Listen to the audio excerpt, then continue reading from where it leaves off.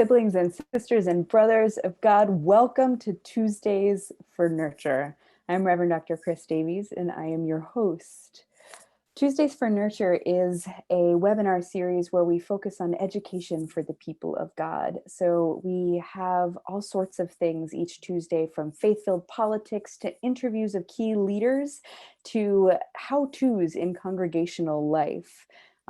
The impacts of all of this in our current reality and how we are doing and being church together. And each webinar includes some key pieces of what and how you can do that together to change the church and the world towards the world God imagines for all of us. I am so excited to be here today talking about the strength of lay leadership in congregational crisis. And as we were all talking before in preparation, there's so much of this which is happening now, which is crisis for everyone. How do we adapt? How do we engage? How do we get together and be present with each other and with God to lead for the church that we love, that we are part of, and that we seek to bring into our community now and beyond.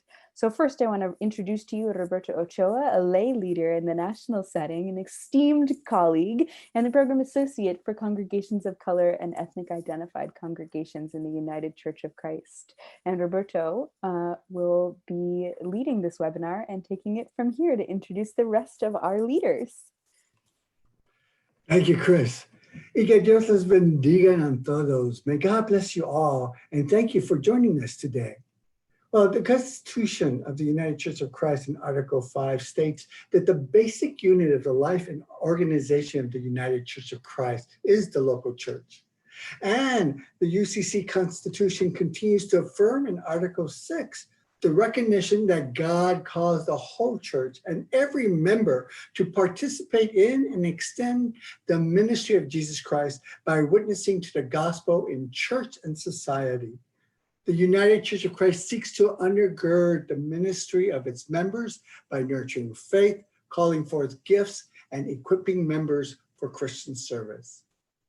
So what does that mean for the church during these times of COVID-19, the struggle for racial and ethnic identity, economic, health, and environmental justice, and more? For the church who desire to be a community of faith and witness the universal love and teachings of Jesus Christ in our communities in the world. The core of the church is the laity, which leads church councils, serve as deacons, plan and work in our social justice teams of food pantries and other ministries that assist the marginalized, the oppressed, the homeless, the refugee and immigrant, the incarcerated and the sick. They serve as Christian ed and Sunday school teachers and administrators, and sometimes are called to preach or pastor a congregation, as it happened to me almost 10 years ago, from a congregation which empowered itself to be a ministry by the laity within the UCC. Today, it is our commitment to have these starter conversations about the role of church leadership by the laity, especially during times of change and crisis.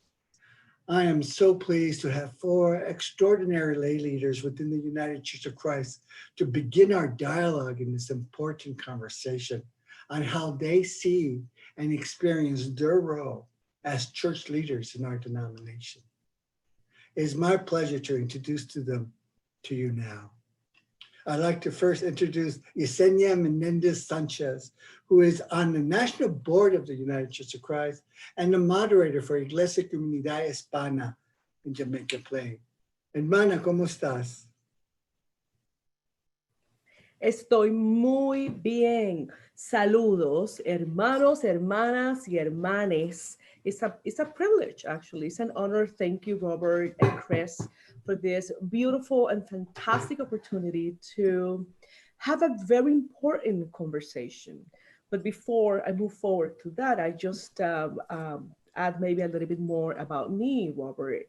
As you said, right now I'm serving as a UCC board member and a global ministries as well. And for many years, I've been working as a as a, oh my God, I forgot the word in English, moderator. So thank you. Well, thank you very much. And we look forward to hearing further your role and your story. Thank you, You will. Senia. And so next, it's my pleasure to introduce Michael Mario. Mario, I say it in Spanish because that's my first name. Michael Mario, who is a licensed pastor for First Congregation UCC in Springfield, Vermont. How are you doing today, Michael? Great to be here. Thank you so much for asking me to take part in this. It's a privilege. I'm also the pastor of a small rural church in southern Vermont in Marlborough, and the two of them complement each other quite nicely. There are challenges in rural churches, certainly at this time with the crisis of being unable to meet together. We are meeting via technology, and in some rural churches where broadband is a real challenge, that can be a bit of a hurdle to get past. Thank you, Michael. We look forward to hearing more about your story, but thank you so much. Looking forward to hearing you. Next, I'd like to introduce Sandy Sorensen, who is the director of the Washington, D.C. for United Church of Christ and a member of First Congregational in Washington, D.C. Hey, Sister dear Sandy, how you doing? Good to see you all. Thank you, Roberto. I'm very excited about this conversation.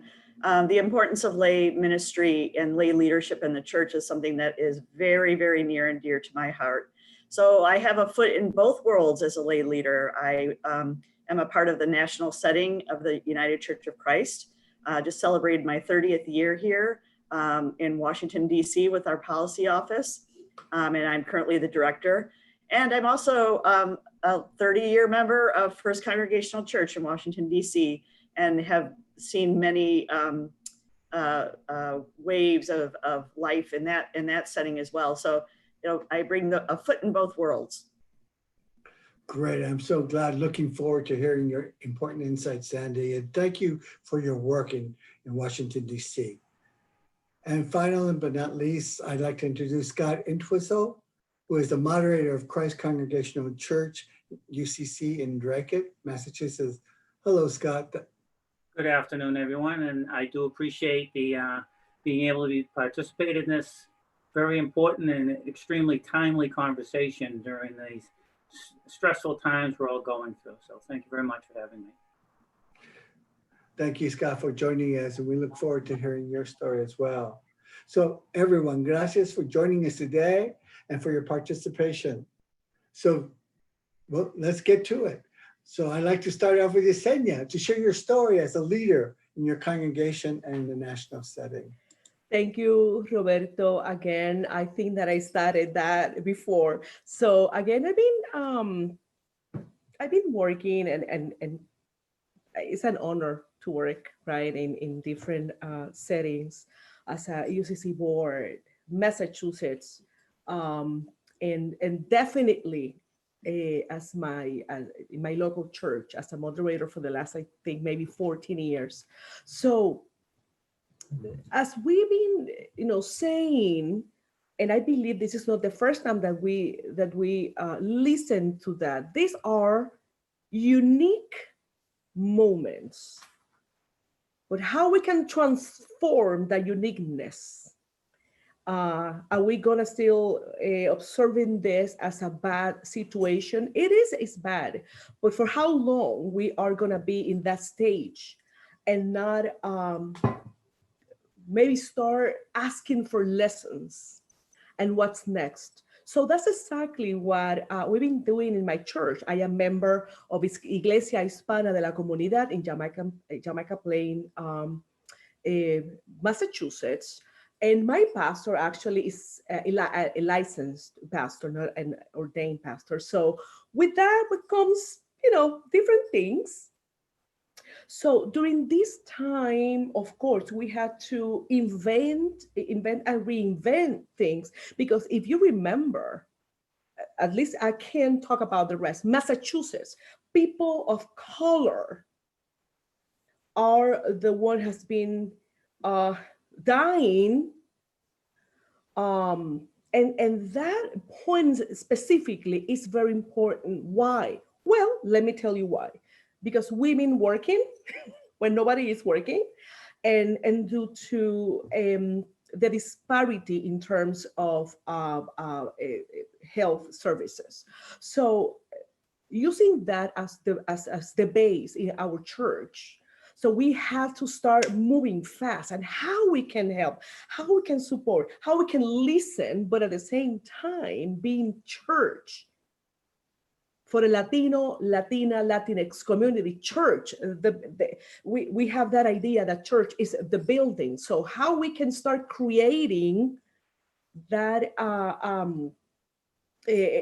not creating, it's maybe sharing that information to our brothers and sisters, our siblings, like, no, we are gonna be church without the building. So anyways, we started conversation with everybody just to be sure. We start walking fast to deal with immediate needs and situations. So thank God for Hope Central Church.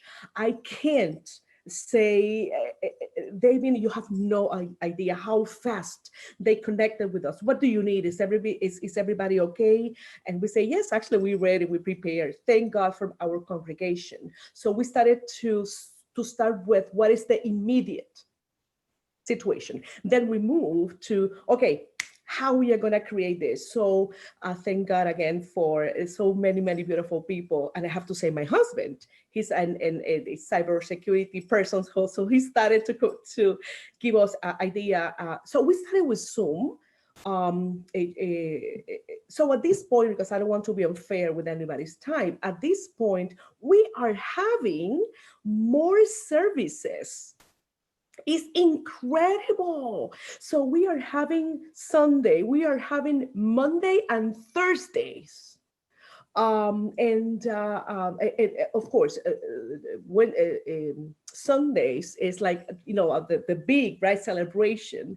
Mondays and Wednesdays, we are having kind of like a very interactive conversations with everybody in terms of what do you need, how we can support you. Let's read the Bible together.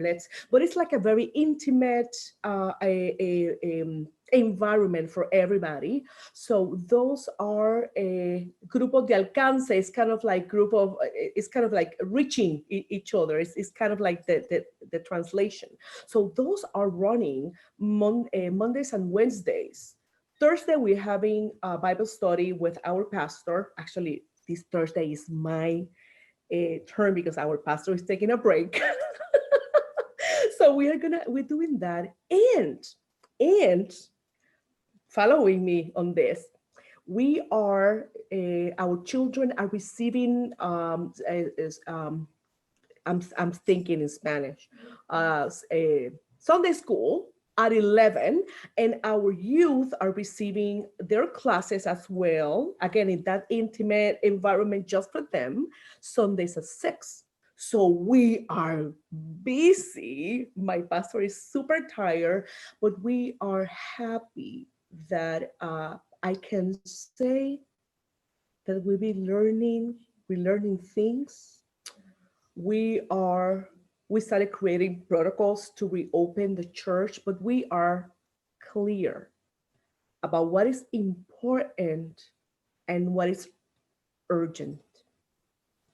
So we are working with our families. What do you need? How we can support you? And I'm not talking just about material things. Some of our siblings, they've been impacted directly with the situation. So we are serving, doing, searching, but thriving. And I'm very happy and I'm very proud to be part of, again, is Iglesia Hispana, Hope Central, and UCC denomination, because we learn that Iglesia Hispana is unique in terms of the way that we do things, and that's fine. But at the same time, it's beautiful to to be together and walk together as one. So I just, there's maybe a little bit more that I can add, but I want to just wait until, the questions arise. So thank you again for this opportunity.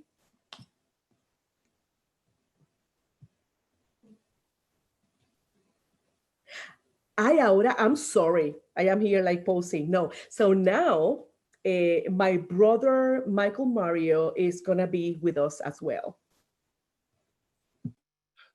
Thank you, Yesenia. I'm very glad you mentioned the concept of the building versus what goes on in the building. Who is the church? And that's something that I'm finding in this current atmosphere we're living in. We have the opportunity of really pointing out that it's not just the building, with the opportunities of different ways of reaching each other, reminding ourselves that the church is open. We have the debates over when are we going to reopen the building, but the church is open. And it gives me the chance during what normally would be offertory time in our service to remind people, aside from money, what it is we do, what gifts we have, and give to each other regularly, and to acknowledge those, that's really what's making the church. I still ask people if they want to send a check in, they can send it to the church, but to remember that being on the phone with someone, writing letters, just being there to listen, if you're able to do a visitation, those kind of things count for so much, and that it's more than strictly being in the building. That said, I know people really do miss being physically together. We all really do look forward to the day when we will be together again. Being in crisis this way has had its positive impacts in that we can remember these things. It throws into sharp focus just what makes a church a church. For myself as a leader, it gives me the opportunity to learn some more about the technologies that are out there. With different churches, different people have ability to take advantage of the technology. In the Springfield Church, we've been recording live on Sundays through Facebook. And for the Marlborough Church, I record for YouTube and put that out there. Not everyone is comfortable with Facebook in that community. So it's giving me a really good opportunity to learn more about how to use some of these methods of reaching out to people, and knowing that we can reach further than we do within the walls of the church, that social media goes out to the world. And if people are finding out about this, they're learning a little bit more about what it means to be a church, especially now in a time when in our part of the world, church attendance continues to go down. Vermont is one of the leaders, or depending on how you look at it, the laggards in the places where people are attending church. So I like to think that we are having an opportunity with this to reach more people, particularly as people feel that need. Spiritually, I think there's a hunger there as people are on their own. The background that I bring to this as someone who is licensed rather than ordained, I've been in the UCC for about 27, 28 years now. As many people of my generation, I left church for a number of years. When I came back, I was ready to take a greater role, to actually take part in doing things. I was in Christian education for a number of years, was a deacon for a number of years. And as Roberto mentioned in his church, I was a member of a church which really took it on themselves when they were between pastors to take care of themselves spiritually. And I got the opportunity to lead services, found out that I was comfortable with it. people liked it when I would share these things. And from there grew into the role of being a licensed pastor. A couple of churches were in need, and that brought me the opportunity to serve in them. I've been very pleased to have that opportunity.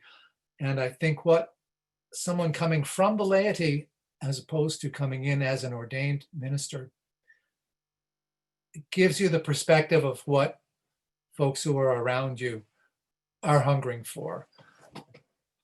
Kind of speak their language a little bit more. That's sort of the story of how I got to where I am. So next up, I believe we have Sandy from First Congregational in Washington, D.C. Sandy, are you there? I'm here. Thank you, Michael. So excited to be with you here today. So I grew up in the UCC, kind of one of those rare birds. And in my junior high and high school youth ministry, I was blessed to have a youth minister who was passionate about justice issues. And so from an early age, I learned that I could connect my faith and my church life to the work of justice. And that was a rather mind-blowing experience for me as a teenager, and always stuck with me.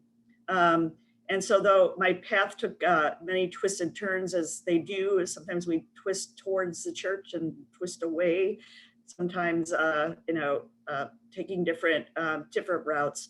But ultimately, I ended up going to seminary.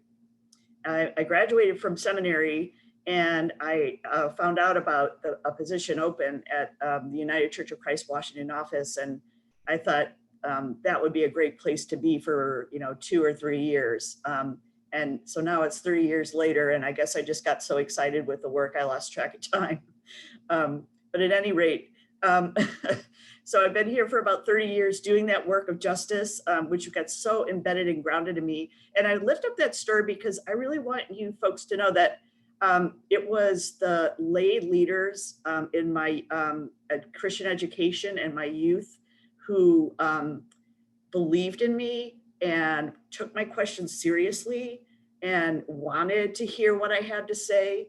And so that really, really shaped me. And so I want you to know how important that is, that lay leadership with our youth and young adult people and our Christian education children. That was very pivotal for me. And now I'm also a member of First Congregational in Washington, D.C. You can't really do this justice work without having a spiritual nurture and place to feed your soul, because it can be pretty soul damaging here in Washington. So I found First Congregational quite quickly, and it's been an interesting journey. So for the last we are just now entering a phase of having our newly designated minister, but we went for about 12 years without in pastoral leadership transition. And so it was really the lay leaders of the church that kept us going as church. We loved each other. We would argue sometimes. We would take meals to each other. We would take care of each other's children. We would drive each other to doctor's appointments. We would check into the hospital, all of those things, and continuing to do the work of our justice witness as we saw needed to happen in Washington, D.C. I think we had, in a way, a bit of a head start in the pilgrim journey of being without a building. In 2007, we tore down our old building at 10th and G, and it was right at the time of the real estate bubble. So we lost our contractor. So for 5 years, we were literally with a hole in the ground, worshiping at a Lutheran church down the street. And it was just the resilience and the commitment and the love and connection among the lay leaders. And we did have pastoral help, absolutely. But it was people just showing up and doing the best they knew how to do. And sometimes we made mistakes, and sometimes we had to say, I'm sorry, I want to hear more, I'm going to listen more. but we were able to make it through that time. And so I think about that time when we are literally without a building, and how that feels to be in this place right now.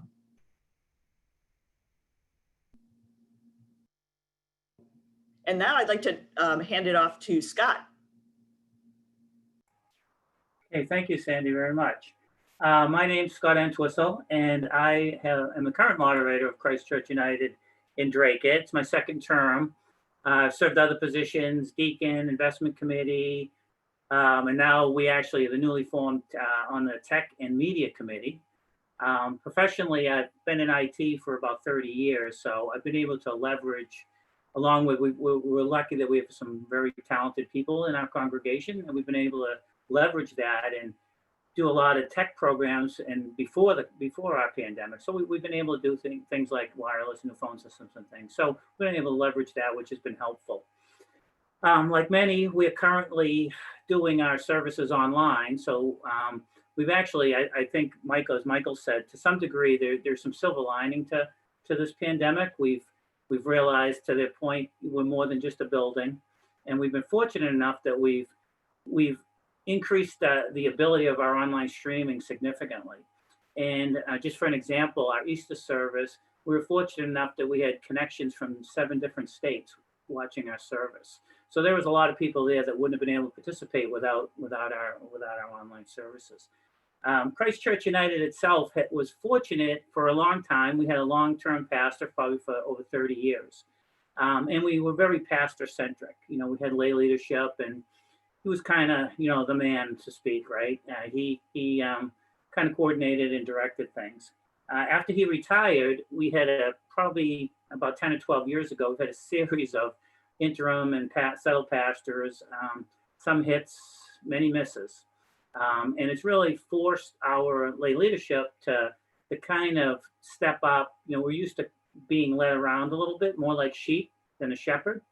And I think through that time, you know, with help of certain interim pastors, we've learned how to be the church and lead the church, which fortunately put us in a good position during this time. We actually, our settled pastor retired last year before the pandemic. And during the pandemic, we were actually in our interim search committee. So through that whole time, we're very excited. Our interim pastor starts in 2 weeks. So through this whole process, we've been without a settled or an interim pastor. Fortunately, we have had what we call pulpit supply, but it's been Reverend Ellie Richardson from the UCC, and who's a former member, long-term member of the church, former moderator. So she's done great in coordinating us, but it's been really enlightening and really great thing to see our lay people really bind together. Started our Phase Forward committee, you know, our tech committee, where we've spent significant time and resources in getting our online. We're on Facebook, we're on Zoom. We actually stream on our website now. So it's really, it's been quite a chore, a lot of work, but it also has taught us how in times of crisis, lay leadership can come together. You're gonna have arguments and you're gonna have disagreements, but I think the one thing that we've always kept in mind is whatever we're doing for the best interest of the church and not any one particular person's motivation or their goals. It's for the church. For our Phase Forward committee, the overriding edict has always been, we're going to do what's best for the health and safety of all of our members. So we have a lot of people that want to come back and, you know, darn the torpedoes, full speed ahead. We're gonna come back, and you know, we've transparency is the other thing. I think when you're not in church, we've really been during our services online, we've had discussions and things like that. So I think overall, you know, we're headed in the right direction, and we have a lot of work to do. And I guess back to you, Roberto. Thank you, Scott. Thank you. Thank you, all of you. So questions are coming in, which is pretty awesome. I'm excited about that. Just for a purpose of understanding, Scott, what's the membership in your congregation? So again, we started out probably with our old pastor, you know, 12 years ago, we were probably over 200, I'm going to speculate. through some time, through those years with some uncertainty, you know, we've had the ONA question, we've had a lot of kind of controversial issues going on. We're probably down to 125. On a given Sunday, we probably have about 80 in attendance. Awesome. So, same question, Sandy.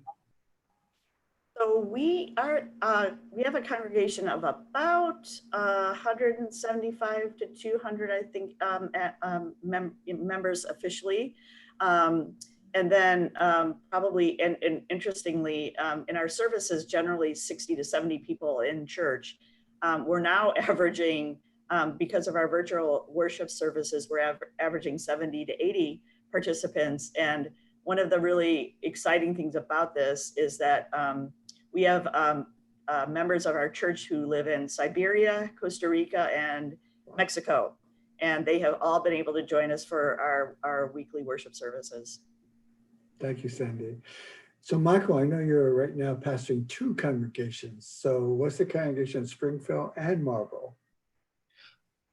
In rural Vermont, the joke we tend to have among the pastors is, how many dozen did you have today? If it's a 4 dozen Sunday, that's a really good Sunday. Generally in Springfield, I would have around a 3 dozen on a typical regular Sunday. Marlboro, similar, 2 or 3 dozen.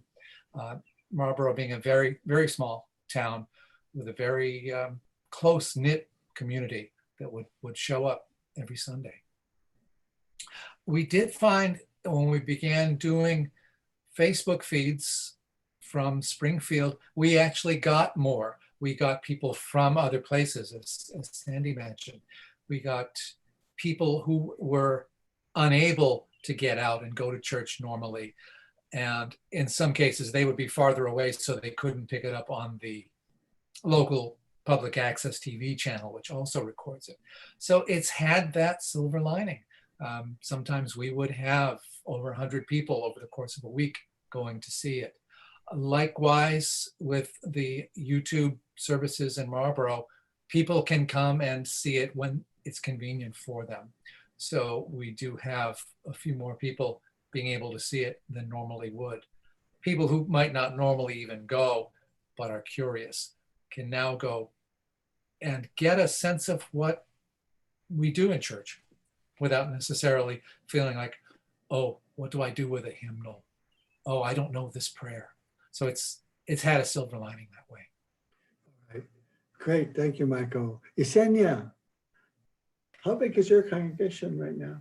So we are, that is a great question, because we are, before this, we were kind of between 90 and 120. But I have to say that this last Sunday, we have 1,675 people that we reached through our service. That was just Sunday. And post engagements was 504. And that was before the day ended. So I believe that that is a question that is will take different conversations after this. Other thing that I would like to add: sometimes we measure congregation depends on the money. We since this started, we did not talk or ask or nothing about money with our members, not through any service that we've been having online or with our church. And I believe that was a few weeks ago, that was the first time that we touched our savings to pay all the things. So people has been giving, and I don't know the details, because actually we will talk about this next Saturday. So, so if we talk again, if you ask me again, I'm gonna ask, I don't know how many, but I know that is solid, engaged, and understanding what church is right now. Thank you so much. I'm going to start to bring in some of the questions that have come up in the Q&A at the bottom of your screens. And this is a question from Yvette Wilson in terms of, do you have any particular advice for a congregation who does not have a settled pastor currently? And while there is strong lay leadership and are doing Zoom services, it's a huge responsibility and commitment. And she fears that those who are spending the required hours and hours each week on a volunteer basis to put the Zoom services together are getting burned out. And as we know, what that oftentimes other people do not step up. So what advice do you have for Yvette?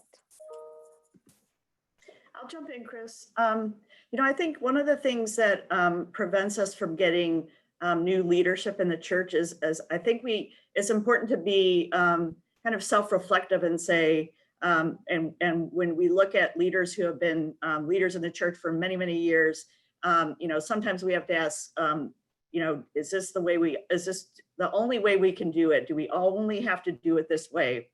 And I think sometimes we lose the opportunity to nurture new leaders in the church when we're not open to trying things in a different way. And that can just kind of be a rut that we get into. And so asking those questions of, what are some new ways to be church? What are some ways we have been church, and to honor that, but to also ask the question, what are some new ways? What are some new gifts that we need to welcome into the church? And I also think, quite honestly, sometimes I think it comes down to just being asked. I think a lot of times people just aren't asked to be leaders.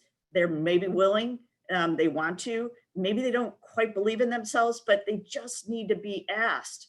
And maybe, shepherded, mentored, accompanied along the way, and then they find their own way. But I think, part of it is being open to trying things in a different way will attract new leadership, and asking, reaching out, saying, I really think that you would be great at this role.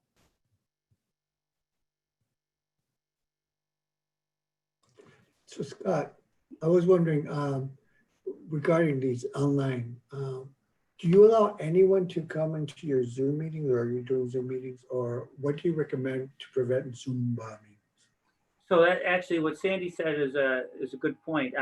Because of the pandemic, we're actually, during our streaming on Sunday, we've had a core group of 8 people that have been there from the beginning. Mostly 4 of us are technical, and then obviously we have a minister, our organist, and our another liturgist.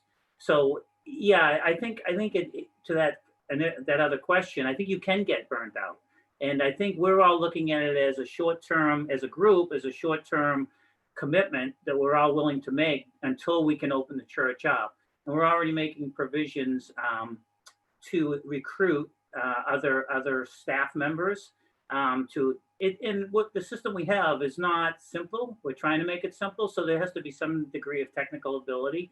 So we're having that discussion. So yeah, I think that's important. As far as the Zoom questions, actually on Zoom we have a Wednesday night get together that just Reverend Ellie and I perform in the sanctuary. And we actually, we have a password that we don't use welcome room, but we do have a password that we send out in our members' email. And we've been fortunate that, and I do moderate it and I do monitor it. And, we might have on Wednesday night 16 people. So it's kind of easy to, we know who's who kind of thing. But yeah, I would definitely recommend passwords. And I would like to ask Scott, as again, I am not a cyber person, but I live with one. Definitely the way that we are preventing, because we have, we know about other churches that they had that situation, and it's a very sad. Do not share that information with anybody. And second, if you have issues with technology, talk to your youth. They know. Talk to them. They know everything. They know how to do things. I believe that sometimes we are overwhelmed and tired just because we don't ask. Let's be honest. I am tired. And as Sandy says, let's ask. start with that, and I know that definitely you are going to find people and youth are going to say, hey, I can step in. Yep, no, I agree 100%. That's what we have been talking. One thing at our church, our middle youth, our teenagers, we don't have a lot. We're getting younger children, and we have a lot of elderly people, as a lot of churches do. So we're working on that. But that's also, we're actually looking at as an enticement for some of our teenagers to come to service and participate. You know, something, because let's face it, one thing we're finding out for our youth is these are great job opportunities, technology. And this is a great, actually, almost an internship and getting your feet into it. So, yes. And that's actually a great lead into another question someone asked, I believe directed toward Yesenia. How are you communicating with your youth right now? What are the platforms that you're using to talk with them? That is a great, and you know, I'm gonna link this answer with the other one. I understand overwhelmed, but sometimes we just to step up. Here we are. Everything is going through my house for services because Pedro is the one who's connecting anything. I am a moderator. He is working with the youth as a teacher. So I know what overwhelming looks like, but it's not impossible. Second, we are using, or they are using a lot of technology. So they text each other. Well, first, they decided, okay, how we're going to do this. So they decide who's going to teach, with the topics that they want to talk to. Pedro is there kind of like facilitating conversations. So they are texting each other. And the church is providing a specific time for them. So adults are not going to go there, just Pedro, you know, the teacher. And so they are using Zoom, like a very private, and providing that safe space for them that we can respect.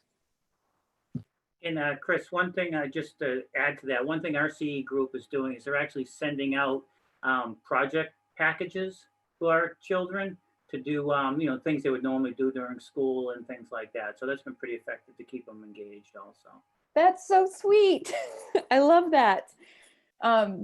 There are so many questions that are coming up in the Q&A, and I'm going to kind of do an overview and tell you some of the content that's coming through, and then invite each one of you to answer where your heart is calling you. To those of you who are with us today, I want you to know that this is the first of several conversations that we're going to have empowering lay leadership in one way or another, and that as you have questions, if they are not answered clearly here, you can always email me or Roberto, and we will be happy to connect you with other people or to offer you resources that we may not mention at this point too. So I want to say that part aloud, and we'll put our emails in the chat bar down at the bottom as well.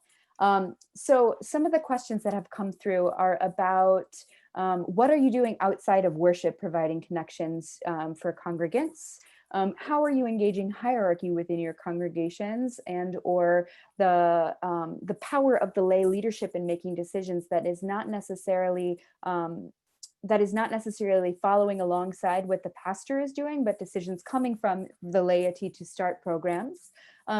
Somebody is getting a lot of pressure to grow the church right now, and any suggestions? There is a question about outdoor services as an option, a question about teams of lay leaders and empowering into things that could inspire, again, the initiation of that kind of programming. And some more technological questions about what are you doing and how are you doing it, which is like very live right now. Let us be clear. This, by the way, is a Zoom webinar platform, which we have found works really well. However, we wish we could see your faces too. I will say that part aloud. What are you continuing when it is safe to be back together? How are you going to continue the digital engagement and or not? And how do you make that decision? And finally, how is your church tackling what someone is calling the controversial issues during this time, and how can it be done gracefully and effectively? For example, speaking about the uprisings and racism, and how are we in conversation and relationship with each other throughout all of that? So that's a that is a flyby of all these questions. Now each one of you gets to pick something in there and speak to it. And then Chris. we're gonna, yes, Roberto. No, Chris, I want to add that this is really exciting. And even if we can't answer your questions, please keep sending them because these are important for us to continue the conversation. So panelists, go for it. So we have a couple of different forums that we're using to keep in touch with each other as church. We have, so our Christian education programs are being Zoomed, and we also have our youth group meetings on Thursday evenings are in Zoom. And what is exciting about that to me is that many times the faith formation pastor will invite adult members of the community who want to be part of the discussion. So for example, we had a discussion around the Poor People's Campaign with our youth. And we were all invited to be a part of that. And I think what I loved about that was that we were still able to keep this intergenerational exchange and keep the feeling of we are all church together. We've also done some interesting justice witnessing in these times of social distancing. So our church is right downtown in Washington, D.C., and we have been participating in the Black Lives Matter movement. We have had we had a couple of vigils outside of our church, socially distant, and held signs and basically just kind of tried to send the message that, you know, the church is here with you in these really, really important issues. I think around justice issues, there's actually a lot of power in lay leadership, probably more than we might think. And part of it is just getting to know who's in the room. We're so blessed in Washington to have people coming from many different kinds of backgrounds and are doing many different kinds of work. And I think recognizing that there's power in that richness and being willing to have that, break that conversation open about what could we be doing? What might we do that we're not doing? And asking some of our newer members, what do you think? You know, you're in this position, you know, you work for the State Department. What do you think? So just finding out who's really in the room and using that as a way to kind of guide some of the work of the church.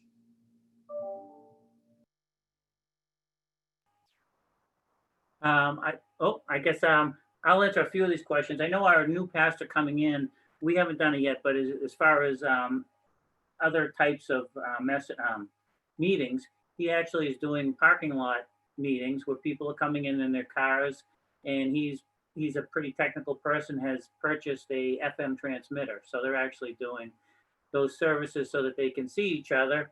And, you know, we've looked into it. They're not very expensive, but it's an alternative. And the only other question I would answer right now is from our leadership position as our hierarchy. That's one of the other things we're looking at is I think we're highlighting through this process. I think we've highlighted how archaic some of our leadership structures are. You know, they were made for a church when we had 250 people, where things were kind of slow and moving. And I think during this pandemic and the social issues, we're seeing that it's requiring a lot more people to get together from cross commissions and join together and come up with solutions. And we've done that. So I think that's a focus of ours going forward is how do we empower our commission people to be decision makers and give them the resources to make those decisions. So I would like to talk about two things. Star, I'm sorry, whoever is asking you to grow the church. I believe that my first approach will be to ask clarification about what is growing for you at this point. So whoever is asking you, sorry, because these are no times for that kind of pressure. Second, I'll just ask for clarification. What is growing? More money? More people? because the Church of Christ, I'm not talking about denomination, has been growing all over the world. And I can give you examples about that, but that's not the point right now. I believe that a clarification about what is the goal and what is the purpose for that growing is important. And I'm sorry, again, I'm sorry, Star. My heart and thoughts are with you, because that's a lot of pressure. If the growing is about money, if the growing is about people right now, that is, and again, this is Yesenia talking. I believe that is not, as I was talking about, urgent. It's important, but it's not urgent. My second comment is about normal, how that the hybrid church will work. I was talking about what are we learning about? Definitely, I believe that we're learning how to do church in a different and creative ways. I don't think that we're gonna go back. This is the new normal. We're gonna go back in some point. Depends on where you are and how comfortable your people are or not. But definitely, I believe that due to this situation, we've been opening doors that we are not going to be able to close. So again, how are we going to grow? Maybe being more creative, compassionate, and able to use new ways. And definitely we're going to have a stronger church. Because we can have a one-to-one now, face-to-face, but at the same time, I can have those meetings or those conversations and workshops or services through this technology.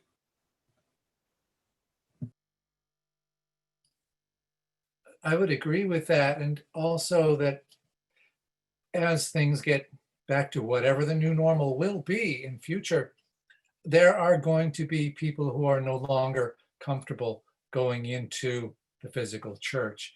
And now that we have learned we can reach people through these other means, I'm going to want to continue to reaching people through those means, as well as having them with us in church. We may need to get used to seeing smaller crowds than we were accustomed to before.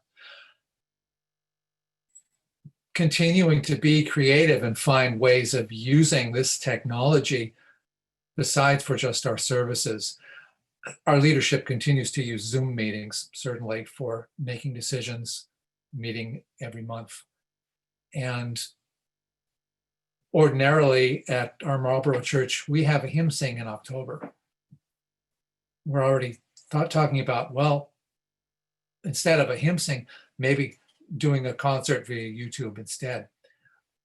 That might be something that also people who, again, are not churched and didn't grow up in a church and don't know about a hymn sing might have a little more curiosity and go to a YouTube concert.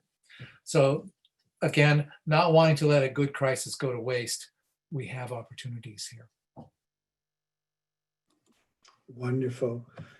I just wanted to add, or Roberto and Chris, I just wanted to add one thing about the point about how do churches engage controversial issues, in a way that's graceful and accessible.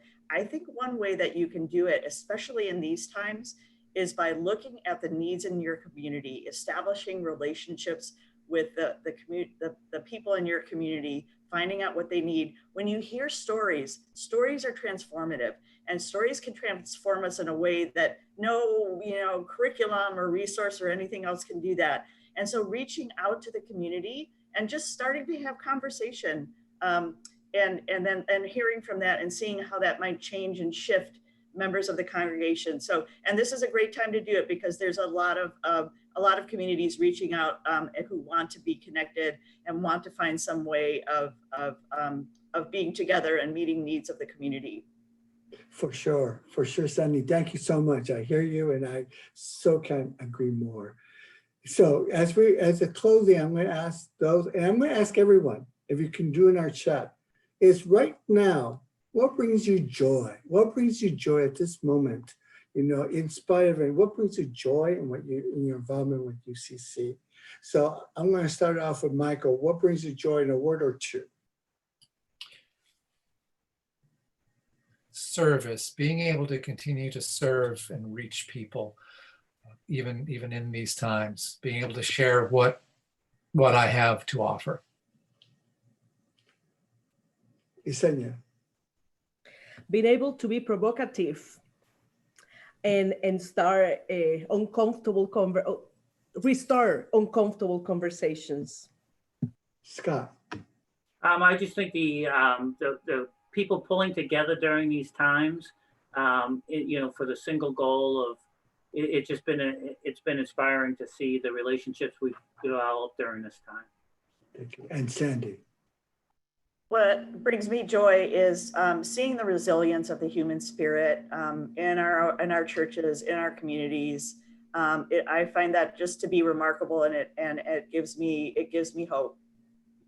And if Amen. this has been a webinar that has brought you joy, if this has been something that has mattered to you, then you can donate to the annual fund of the United Church of Christ by texting UCC to 41444, and that'll bring you to a website to donate into our work together, our shared work in covenant for the church and for the Spirit. I wanted to let you know about a couple of things that are coming up, particularly because they relate to so many of the questions that you were asking. The first is that, well, vaguely.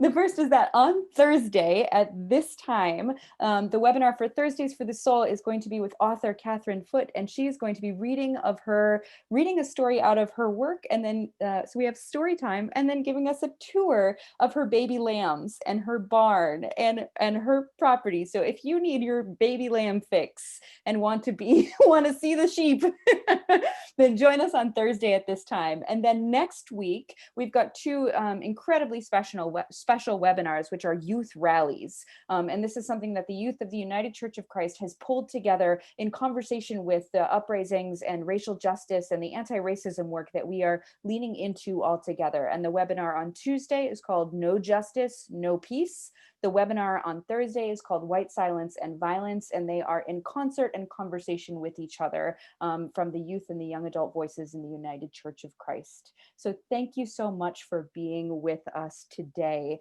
In closing, and as we are closing out, I want to invite Yesenia, please, will you pray us into the rest of our day together? Of course I can. And I'd rather to connect with my God in Spanish. So let's pray. Dios, maravilloso eres. Gracias te damos por esta oportunidad hermosa, maravillosa y especial de conectarnos una vez más, de hablar de ti, de crecer en ti, de conectarnos como hermanas, hermanos, hermanes, como un solo cuerpo que somos. Dios, gracias, porque siempre es un honor y un privilegio hablar de tus cosas, de tu iglesia, de cómo vamos a seguir hacia adelante, cómo vamos a crecer, cómo vamos a apoyarnos unos a otros. Gracias te doy por la vida de mis hermanas, de mis hermanos, de mis hermanas en esta tarde. Gracias por el ministerio de cada uno de ellos y de ellas. Gracias por su compromiso enorme, por su pasión, por su amor, por ti, tu iglesia, Señor. Te pido que les guíes, que les cuides, que les bendigas en sus ministerios, en su andar, en su caminar contigo. Y siempre, Señor, abre nuestros ojos para dar, para apoyar y para caminar juntos y juntas durante estos momentos difíciles de crisis, pero momentos nuevos para aprender. Gracias una vez más en el nombre poderoso de tu Hijo Jesús. Amén. Gracias.